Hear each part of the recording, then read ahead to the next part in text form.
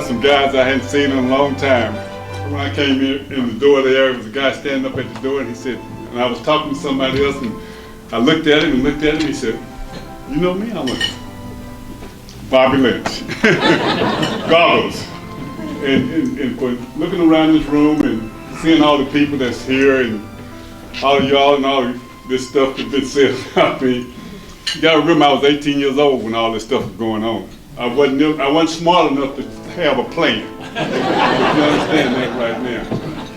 See, I saw George Harris. There's just too many people. I don't want to start naming names about things. Tyranny. You want me to tell a story? I need to tell that story by calling your mom. Oh, no, okay. You sure you want me to tell that story? I think that's a pretty good story. But to be up here right now, somebody asked me this question this past week, a couple of days ago, asked me, they said, "Hey, what would the 18-year-old person, Wendell Hudson, think about this?" He would have no idea what to say or what to do. And I don't think the 6 to 8-year-old would know what to do or what to say either. Because this is just overwhelming, just to see the faces. You know, the basketball part of coming here to the University of Alabama and the historical part, I know now as an old man. I did not know as an 18, I didn't think about that as an 18-year-old. I didn't have a plan. I just know I wanted to come play basketball. I thought I could play. But what really brought me to Alabama, it was a trust factor. I had to trust the people that had to work with me when I was here. I had to trust Coach Newton to be telling the truth about how I would be treated. And I had to also develop a trust for teammates. And we did that. Alan House would take me home. That car be smoking, all that smoke coming out of that car. That was cigars, by the way. Let's make sure we know what it is. That was cigars, by the way. He had real cigars, he gave me Swisher Sweets. I don't know what I was smoking. I know there was smoke coming out of that car. We had the doors open. But Ken Hogue, his beautiful wife, and Jim Atkins, where's Jim Atkins? Jim Atkins taught me how to fish. I didn't like it because I spent too much time out there with his beautiful wife and teammates that played for me. Alvin McGrew, who we played in high school. Dexter Russell is here. We played in high school together. And, you know, Matt, hey, that guy, that was a basketball player now. That's who Alabama really wanted. I know that. I know that's who they really wanted. And I don't have a problem with that, you know. Because Will said I could jump and run and do all this other stuff. He didn't know I could shoot too. He didn't know my favorite thing to do.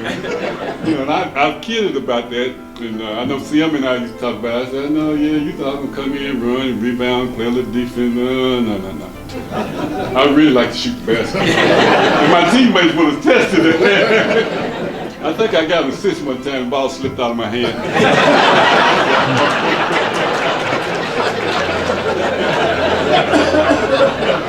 I think they counted that one. I don't remember a lot of them. Oh, no, I don't remember that. But what this is all about for me is you people being here, friendship. I started this when we started it, Dr. Pruitt and his staff. Matter of fact, let me get to his staff, because I'm telling you, let me tell you about some people that worked overtime, Karen Bowen, Elizabeth Hartley, Diane Kennedy Jackson, and Whitney Sewell. Let me tell you, behind the scenes, because all this didn't get put together without that. And the people up front, everybody knows that the president and the athletic director had a lot to do with it here in Alabama. We know that. But the people behind the scenes, I want to thank them for what they've done here. But when we start putting this thing together and talking about it, and so my wife and my daughter, one of them, they was like, I had trouble calling people saying, "Hey, they're doing something for me." I had trouble with that. I really did. I had trouble with that. And so, and Samora was trying to encourage me, Dr. Pruitt, and he had a lot to do with this. He was trying to encourage, "Hey, you got to call these people. You got to let people know." I don't know if I can do that, because I'm calling them about me. And so that was kind of hard. My daughter, one of them, Tasha, she said, Dad, you know, you got to get over this. And by that time, Linda had already told me a couple times, you need to get over this stuff. And so I started calling people. And what I found out by calling people was that they were like, hey, I want to come. I want to be a part of this. Thank you for inviting me. Hey, I'm glad that I can come, and I'm glad that you invited me to be a part of this. And I was sitting there like, you know, okay, I wasn't prepared, because I try to talk people out of coming. You know, I know if you got something else to do, I understand that kind of stuff. Johnny Deal and I talked a lot about this, and it was hard to get that a grip on that. But I'm glad that I did. I'm glad they talked me into it, because to see you all faces and the relationship that I think I have basically everybody in here, I have some type of relationship, and it's been good relationships. I had a great time here at the University of Alabama when people write books, and I've talked to several people who've written books about integrating colleges in the South. I've talked to them. They don't want to hear my story. And that's a compliment to the University of Alabama. Coaches and teammates and players, that's a compliment. They don't want to hear my story. I told one guy one time, I said, you're not going to put my story in the book. He said, yes I am. I said, no you're not. I said, because I don't have a problem. I don't want to have all these things you're going to tell me. Okay, so the things that you want to write about, I didn't have that as a problem. Allen House gave me a ride. We played and we sweated and we ran. But all of us did the same thing to John Bosley. We was afraid of him and we ran. And so one of the stories is that, you know, Sim came to me about shaving. First of all, I ain't had nothing to shave. I had a few little strange things that recommended that. And he said, hey, Hud, you gotta shave. I'm coach, you know, shaving my life. I don't even know what the heck, you know. He said, okay, this was illegal. I'm gonna tell you right now, he did something illegal. I don't know what he did. We'll probably put that razor in my locker. But it was an electric razor in my locker. But everybody else had to shave. That was the rule back then. Everybody else had to shave. So I had to shave. So I did. I don't know what I cut off, but I had to shave. And when I tell that story, even and it's funny and it's humor, but what that told me, and this is the thing that it was, I was being treated like everybody else. And that was a big key, that I was going to be treated just like everybody else. Bryan Hall closed up sometime way too early, as we know, especially during football season. We had to go on their curfew. They didn't have a curfew when we were playing basketball, but we had to go on their curfew. And I missed curfew one night. One night. I went and missed it one time. I don't know, I think, who else was with me doing that? Hey, probably Jimmy Hall. Yeah, probably Jimmy. But we missed curfew one night. And what that ended up happening that next morning, if you missed curfew, you had a meeting with Coach Donahue down in the small gym. Yeah, those of us who've been down there, I can see heads nodding and that kind of. I know you know what I'm talking about. And and when you crawl out of the small gym after you got through with Coach Donahue, you had to make a real decision about life. Am I going back down there again? No, I'm not going back down there again. So I just want to thank all you all for being here and all the nice things have been said. If there's one thing about me that I was hoped that I would be, and that would be a friend. That's what I hope I would be, a friend. And after talking to some of you all and visiting and people coming out here and people being a part of this event and being a part of this weekend, I would hope that I would be a friend. And I think I got a ways to go, but I think I'm in the right direction. Thank you all.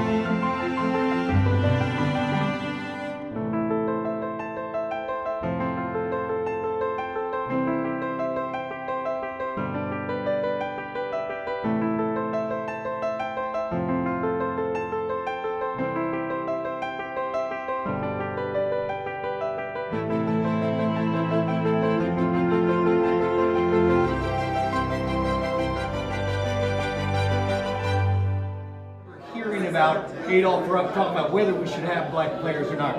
Aren't you pleased, proud, that in 2020, we don't talk much about skin color, we talk about are they any good on the basketball floor? That's what you helped lay the groundwork for. Well, yeah, I'm glad that we're not talking about skin color now. And I went to Kentucky. I scored a lot of points when I was in Kentucky. And that was one of the most amazing crowds to play in front of. They understood basketball, they appreciated it. And but today, you either got to play and you got to try to win, or somebody else going to be doing it for you. What's most important to you now? Now, I think the biggest thing now is, if I was talking to an athlete today, I would tell them to live in the moment. Live in the moment, because you don't know what history is going to say about that moment. I didn't know what history was going to say about the moment that I lived in when I started this journey. So live in the moment, be the best that you can be, and you never know what might happen. But is there something that you haven't accomplished yet that you want to accomplish? Is there something that you wake up every day trying to accomplish? The biggest thing I'm trying to accomplish, right now I'm retired from working, but I still work with kids. I work in a program called Level Bound. I just want kids and try to find a way to help people be successful. But the other thing I want to find a way is to take away the excuses for them not to be successful.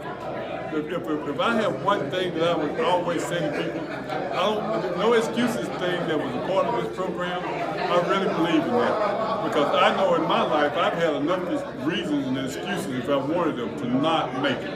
And so take that away and you can be successful. Is it true? Wendell Hudson.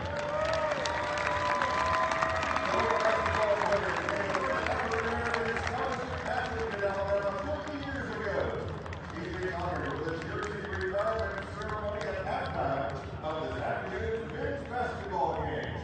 And all our teams will wear a W patch or helmet sticker in his honor for the remainder of the academic year.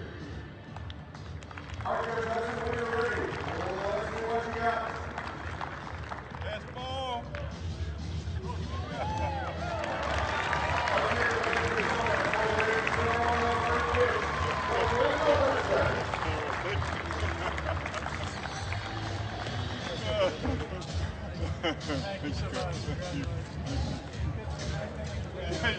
Wendell, I know when you came here, Coach Newton said your speed, your ability to rebound, and he thought that would make you a good defensive player, and you told him you like to shoot too. Basketball's changed a lot since that structured offense you were in.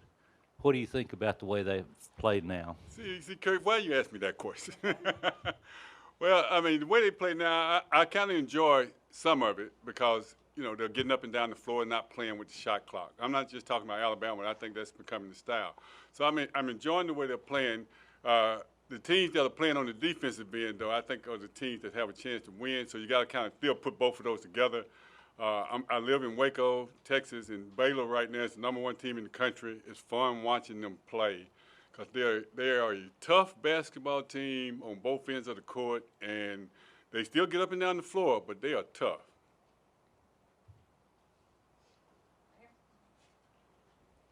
Hey, Wendell.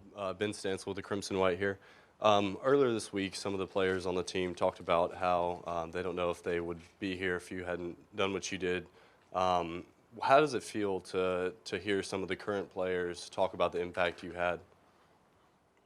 It's a unbelievable feeling to think that an 18-year-old person that would be like them right now did not have a clue about what he was really doing when he came here from a historical standpoint, but kind of felt like it would be an opportunity to play and do some things, to now, 50 years later, to look back on it as an old man and understand the historical standpoint, and also to understand that, my story is not the necessarily typical story of integrating an athletic department and being the first black athlete, because I had fun. It was enjoyable. It was fun. It's a good story, and a lot of times people don't want to print a good story. Can you kind of go into a little bit of that story and understand you're going to speak to the team or already have, what kind of message are you giving to the kids nowadays to kind of give them light of what you went through, back in the day? Well, I spoke to the team after they got through with the shoot around, and, they wouldn't have a concept of what life was when I came here, and so I didn't dwell on that a lot. But what I did dwell on was that the same thing I just said earlier, that credit to Alabama because you're here.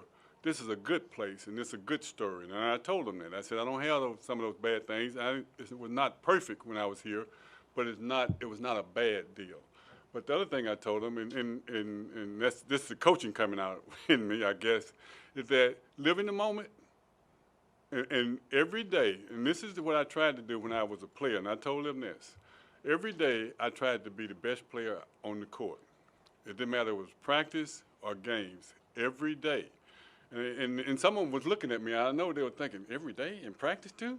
I know what the idea about that, because everybody in the world we live in today, and not only today, but athletes is, hey, game though. I'm a gamer. I'm gonna turn it on and turn it on. Well, if you do it every day, you don't have to worry about turning it any other way. And so I spoke to them about that and what that meant, and also about, only you're gonna know if you are the person you've given all you got to be successful. Scoring 20 points don't mean that you played to your capabilities. Scoring 20 points means that you scored, 4 or 5 baskets or 5 or 6 or whatever.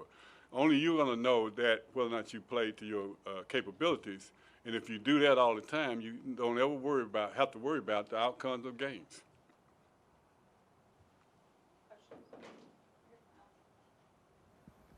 What does it mean to you? For a lot of programs highlight players, put retired jerseys, all this kind of stuff, but you're the first here at Alabama. What does that mean to you to have your jersey in the rafter and kind of know that whether or not the number is actually kind of still going to be in circulation, that's your place here? Yeah, I put stipulation on that circulation. I don't want it on the bench. Somebody got But the fact that the jersey is being retired, and there's a lot of schools have done that, but Alabama traditionally forever has never retired a jersey. And there's been a lot of great athletes to come through here and a lot of things that have happened. And for my jersey to be the first jersey to be put up anywhere and from a retirement, it's a great feeling and an unbelievable feel about. I think part of it is that I was a good player, which I think I was. You got to think that if you're going to play. But the other part of it about it, I think, is that I don't think I was a bad person either. I think I kind of carried myself and represented the University of Alabama when I was here as a player and later on as a coach, and then came back and during my whole career. There's nothing out there that they're going to say they're going to pop up tomorrow and they're going to say, well, we shouldn't have put that up. So I think that's a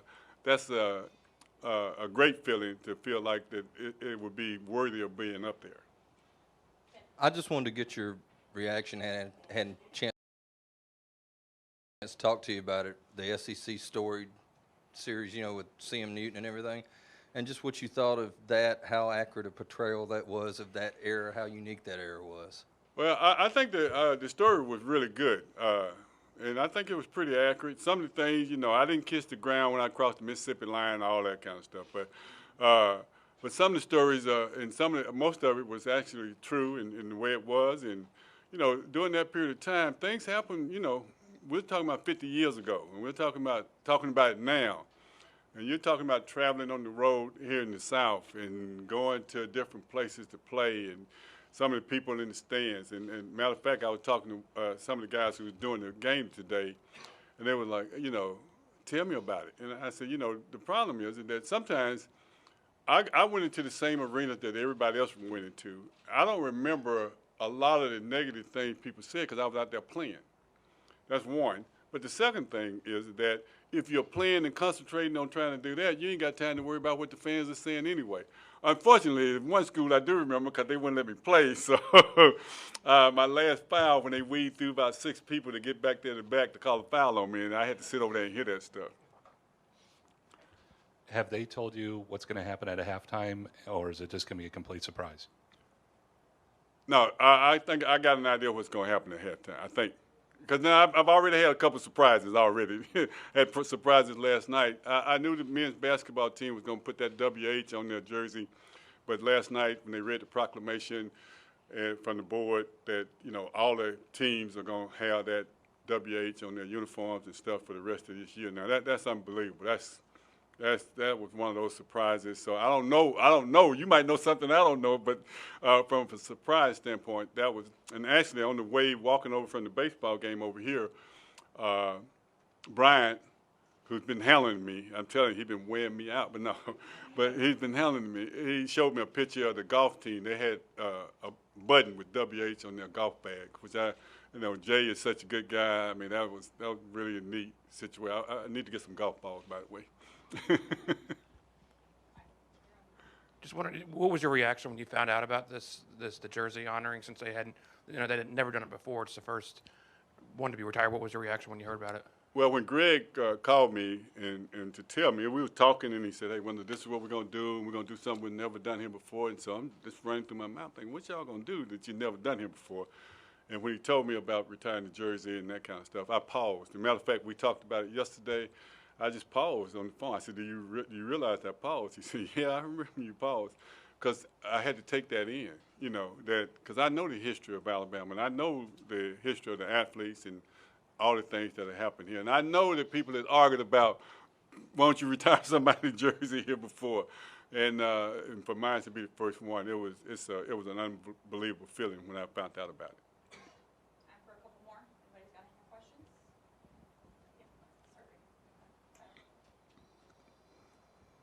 Just, you mentioned having a lot of fun in your time playing, and this week I would imagine it's brought back some memories for you. Is there one or two memories that really you've been thinking a lot about this week?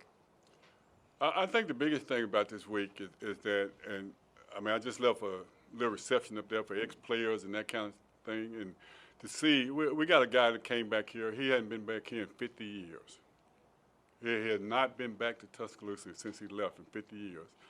And to be able to have that, to see him, and we embraced each other and be a part, and a lot of those guys that are upstairs that had a lot to do with getting me the ball. And I told them that. They did a good job with that kind of stuff. But really, with teammates and talking about old stories when we did this, and most of the stories of, you remember when we went down to the bottom gym and we couldn't hardly crawl out and that kind of stuff? Oh, yeah, I remember crawling out. There's no bottom gym now. Y'all wouldn't know what we were talking about.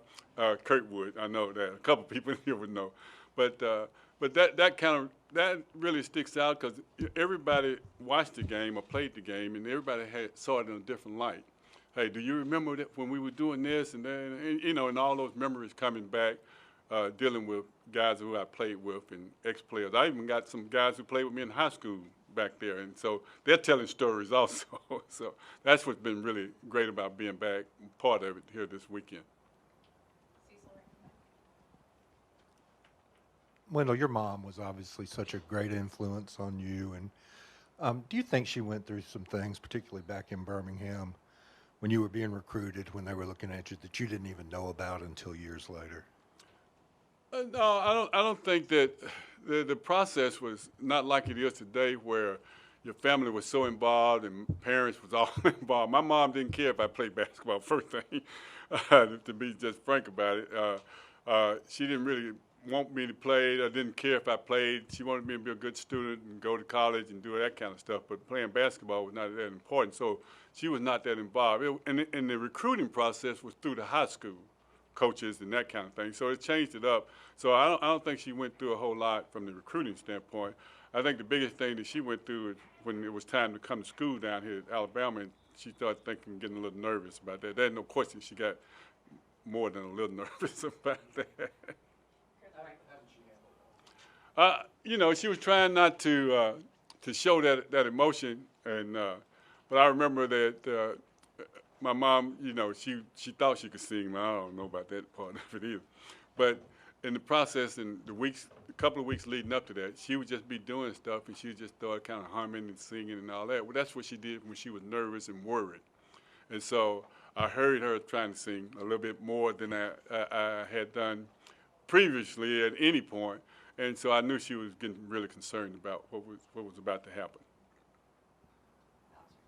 Just from a bigger picture perspective, how far do you feel like college athletics in general have come, especially with regard to race and not just integrating, but accepting everybody and bringing everybody together in the last 50 years? Just where do you feel they've come? Well, I think athletics have come a long way.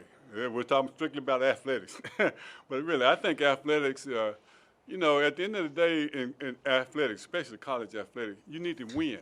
And coaches understand that. And all of those things that might have been taboo at one time, from what position you played and who could play, you know, and even as integration started early, you know, the point guard had to be a certain color because that was, you know, the quarterback and all that stuff. Well, you don't see that today in college athletics. It's whether or not you can win, because there's too much money involved for you to keep your job, and if you don't win, you're not going to be making all that money. So that kind of stuff is, I think, and I think that's what the athletics would do for you.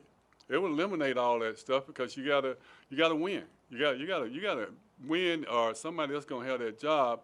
And if you didn't win because you worried about the color of that player that's out there playing, you're done.